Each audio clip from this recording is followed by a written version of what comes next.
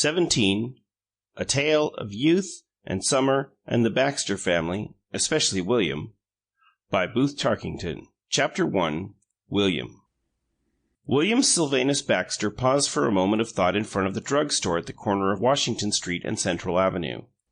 He had an internal question to settle before he entered the store. He wished to allow the young man at the soda fountain no excuse for saying, "Well, make up your mind what it's going to be, can't you?" Rudeness of this kind, especially in the presence of girls and women, was hard to bear. And though William Sylvanus Baxter had borne it upon occasion, he had reached an age when he found it intolerable. Therefore, to avoid offering opportunity for anything of the kind, he decided upon chocolate and strawberry, mixed, before approaching the fountain. Once there, however, and a large glass of these flavors and diluted ice cream proving merely provocative, he said languidly, an affectation, for he could have disposed of half a dozen with gusto, "Well, now I'm here, I might as well go one more. Fill her up again. Same." Emerging to the street, penniless, he bent a fascinated and dramatic gaze upon his reflection in the drug-store window. And then, as he turned his back upon the alluring image, his expression altered to one of lofty and uncondescending amusement. That was his glance at the passing public. From the heights, he seemed to bestow upon the world a mysterious derision.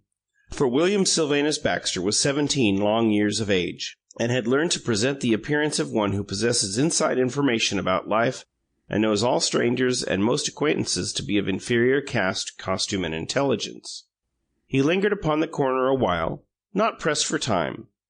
Indeed, he found many hours of these summer months heavy upon his hands, for he had no important occupation, unless some intermittent dalliance with a work on geometry, anticipatory of the distant autumn, might be thought important, which is doubtful, since he usually went to sleep on the shady side of the porch at his home, with the book in his hand. So, having nothing to call him elsewhere, he lounged before the drug-store in the early afternoon sunshine, watching the passing to and fro of the lower orders and the bourgeoisie of the middle-sized Midland city which claimed him, so to speak, for a native son.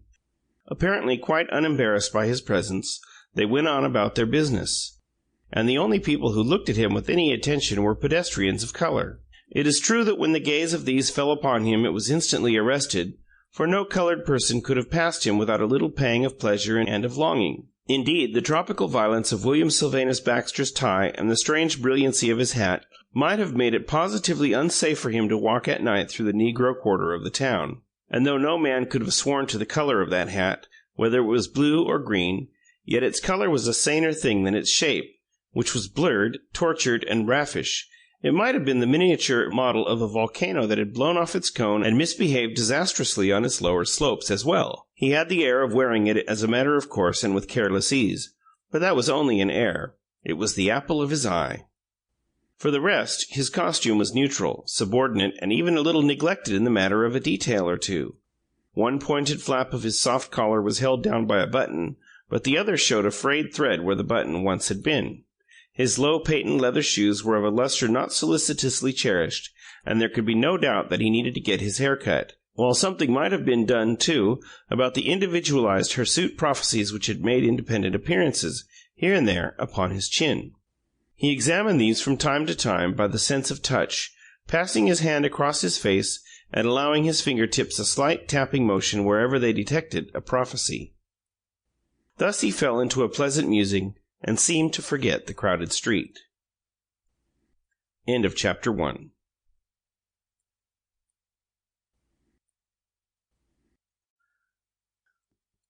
Chapter 2. The Unknown.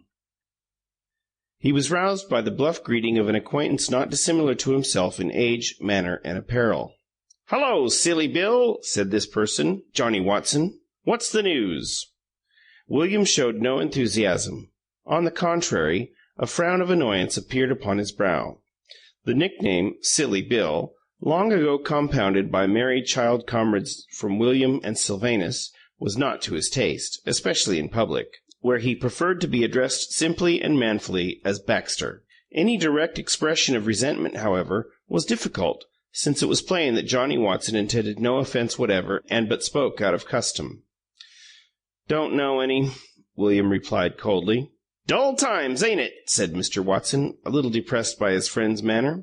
"I heard Sample complete. Ready to continue?